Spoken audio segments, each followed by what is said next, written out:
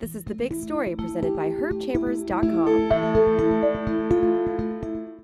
I'm Chad Finn of Boston.com, the Boston Globe. Well, good times are rolling for Boston sports teams since last Thursday. The Bruins, Celtics, and Red Sox combined to go 8-0, and any negativity that Rick Pitino or somebody might speak of is long gone. The Bruins came back to take a 3-2 lead in their series over the Canadiens. The Celtics wiped out the Knicks in 4 straight, and the Red Sox, after their horrific 2-10 start, have suddenly won 8 out of 9 and 3.5 games out of the lead in the American League East. So everything's going good all of a sudden. Not much to complain about for the Boston sports fan. With the Celtics running the Knicks out of that series in 4 straight, a rejuvenated Rajon Rondo, who looked like the player he was at the start of the season when he was arguably the best point guard in the NBA.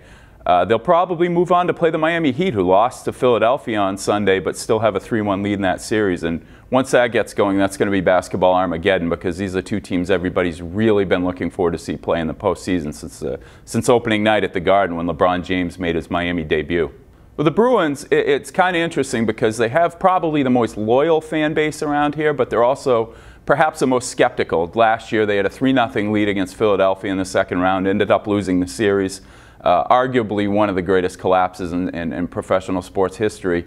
Now they're up 3-2 on their longtime rival Canadiens team. They've played 33 times in the postseason through their history.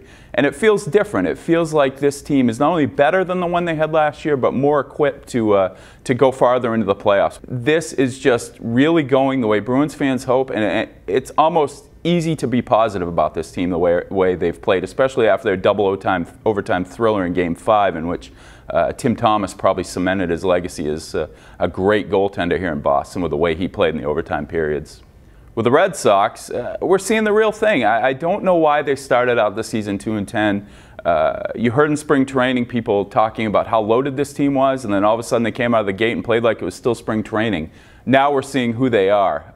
They're going to be a 92-95 win team. They're going to play much closer to what they've played on this West Coast swing, where they've won 5 in a row, going into Oakland and then sweeping the Angels in the series over the weekend. This is who this team is supposed to be. We're seeing the real thing. No worries with the Red Sox anymore. The terrible starts in the past, and this team is as legitimate as it gets right now.